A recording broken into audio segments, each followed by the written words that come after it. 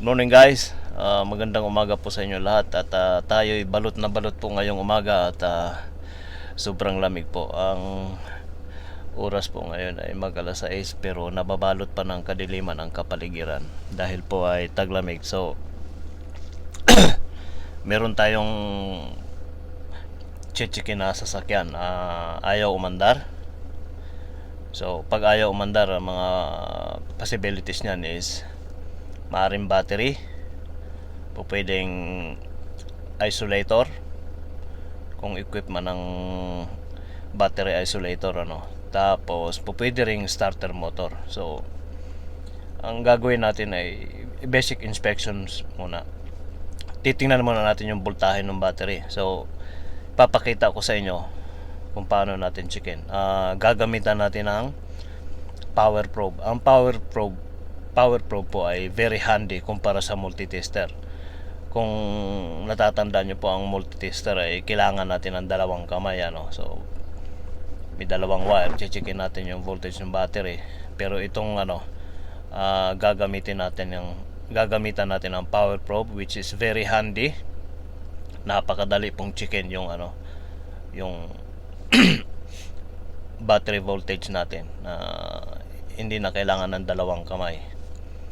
So pupuntahan natin, medyo bibiyahe tayo ng mga ilang minuto. So babalikan ko kayo mamaya, papakita ko sa inyo kung paano yung paggamit ng power probe. So guys, nandito na tayo ngayon sa chichikin na natin yung ayaw umandar. So ipapakita ko sa inyo kung paano gamitin itong power probe. Very handy. So kung ikumpara to sa multitester, dito na tayo, mas convenient siyang gamitin. So yan po yung natin, kakabit natin yan sa positive, itong kabila naman sa negative. Okay, ngayon dahil hindi siya gumagana, pagka yung power probe nyo po ay pag kinabit nyo tapos ayaw mag-illuminate, kabit nyo lang tong kabilang tip, tapos press nyo lang itong para mag-reset yung circuit breaker nya. Press nyo yung forward button, tapos tanggal. Ayan, nag-read na siya, Ayun. So ngayon checkin natin kung ilang voltahe ang battery, So kita nyo, isang kamay lang, sa multitester dalawang kamay ang gagamitin natin. Ito isa lang. So pipindutin lang natin yung forward button para makita natin yung voltage ng battery. Pipindutin ko na yung forward, o yan, 6.7 volts. So yan, hindi niya kayang pandarin ng makina. Ghost voltage kung tawagin yan. So papalitan na natin ang battery. 100% po yan, luma yung battery. Actually meron na tayo naka-reading battery, So palitan na natin. Okay, balik ulit tayo guys. So napalitan na natin ng ng bagong battery, Ngayon, nandito na tayo sa loob ng sasakyan. Titingnan natin yung voltahe ng bago nating battery. So ganoon lang. Pipindutin natin yung forward button. Makikita natin kung ano ang voltahe ng bagong battery. Yan, 12.2. Ngayon, kapag pinaandar natin yung makina, dapat aakyat siya ng 13.7, 13.8 or 13.9. Ibig sabihin, kumakarga ng maayos ang ating alternator, at the same time yung ating battery ay tumatanggap ng charging, So gaya ng sinabi ko sa inyo, mas handy itong gamitin, itong power probe, kumpara sa multitester or multimeter, Kasi kung multimeter, doon lang tayo sa labas, hindi tayo pwedeng mag-check dito sa loob kasi unang-una maigsi yung wire.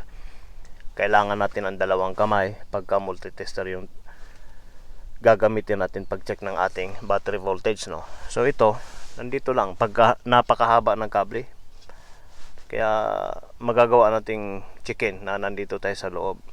So paandarin natin yung makina at titingnan natin yung voltahe ng ating battery.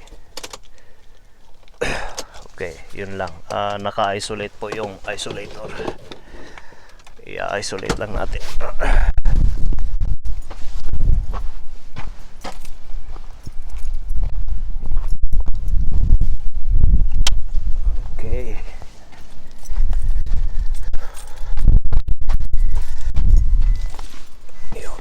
so meron na tayong power dito sa loob. Ngayon, paandarin natin yung makina. Yun, paandar na. Ngayon, titingnan natin yung voltahe. Yun. 13.6. Aakyat pa yan ng 0.8 or 0.9. Ibig sabihin, gumagana yung ating charging system.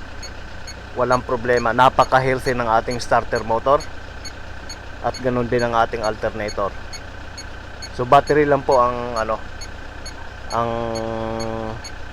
nagiging problema kaya ayaw umandar yung So may kalumaan na yung battery. Siguro kung hindi ako nagkakamali 3 to 4 years na yung battery na yon. At pagka ganitong season, pagka taglamig, yan po yung time na malimit masisira, bumibigay ang ating mga batteries.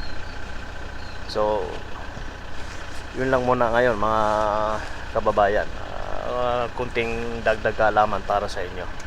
Maraming salamat po ulit at mag-ingat po tayong lahat. God bless. So hello guys, meron lang tayong napansin dito sa ginagawa natin, butit kinounter check ulit, meron tayong na miss out. So akala ko okay na lahat. So pag ignition on natin, dapat merong battery indicator, buti na lang at kinonfirm ko kung wala talagang problema na So ignition on, dapat may battery indicator, pero napansin natin parang wala. Ayan ayan wala siyang battery indicator. Dapat merong battery indicator yan. Okay, so may problema ito, charging system. Maaring alternator, maaring may putok na fuse. So ulitin natin, ignition on, dapat may battery indicator. Nandan yung logo ng battery, pero wala tayong nakikita So yun po ang hahanapin natin. So yun lang, kailangan laging may confirmation kung ano yung at least nakita natin. Ayan wala talaga siyang battery indicator.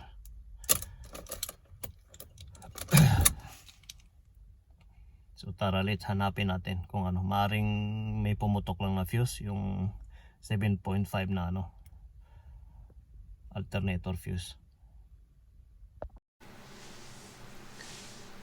So guys, mga tropa, patungkol po dito sa na-experience natin na to. So dinala natin sa workshop yung kasi base dun sa napapansin natin, pagka ignition on, walang battery light indicator So dinala natin sa workshop at nag basic checks ulit tayo kung bakit walang battery light indicator dun sa sasakyan na yon. So ang ginawa natin, so nag basic inspection ako, ni-review ko lahat yung mga fuse ng charging system. So okay naman lahat. Tapos ang nangyari, halos papunta na ako dun sa magbabakbak na ako ng bus plate dun sa ilalim para maka-access ako dun sa may multiplug sa or connector ng alternator. So parang napapaisip ako, sabi kong ganyan, although medyo mahirap-hirap ding yung ganong modelo, tatanggal ka ng bus plate tapos medyo mahirap yung pwesto ng alternator. So napapaisip ako na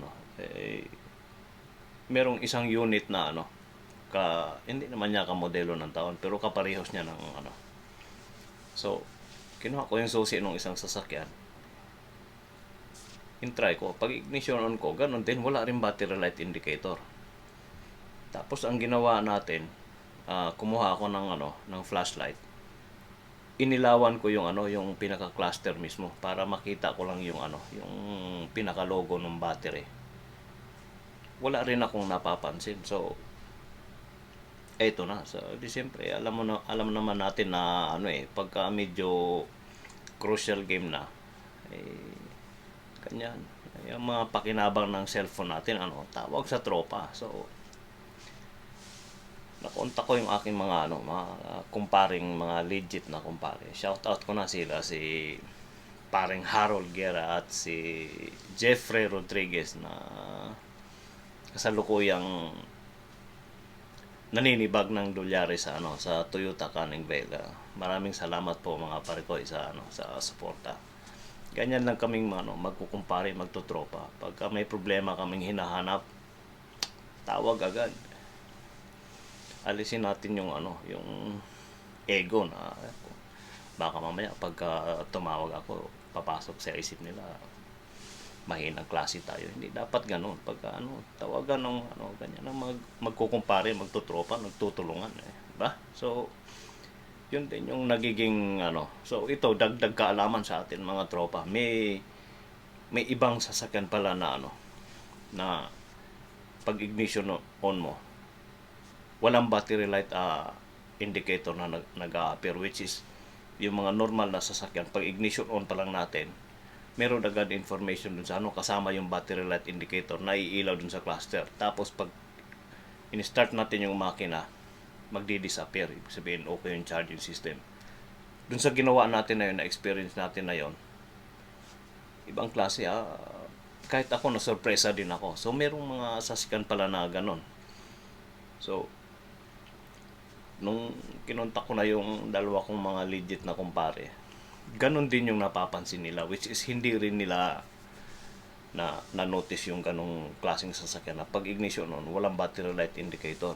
So ito pa yung isa sa ginawa natin habang ang ginagawa ko is gusto ko talagang malaman kung kailan mapapailaw yung kasi napapaisip kami, saka siguro iilaw yung battery light indicator kapag nagkakaproblema doon sa charging system. Halimbawa, let's say pumutok ang alternator fuse. So pwedeng maaring doon sa iilaw o merong particular na problema sa circuit ng ating charging system, doon niya palang pailawin. So ang ginawa natin, pinabayaan kong umandar yung makina, pinagbubunot-bunot ko yung mga fuse na related doon sa charging system.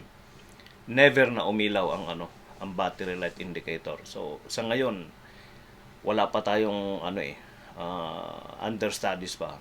Pagka sakaling ma-confirm natin, i-update rin namin kayo. I-update ko rin kayo kung kailan sa ganong modelong sasakyan, kung kailan iilaw yung yung battery indicator. So stay put lang tayo mga tropa, mga kababayan sa sa patungkol sa ating mga sasakyan. Marami tayong mga pipilitin natin, pagsusumikapan natin na makapag-share tayo ng maraming kaalaman sa inyong lahat.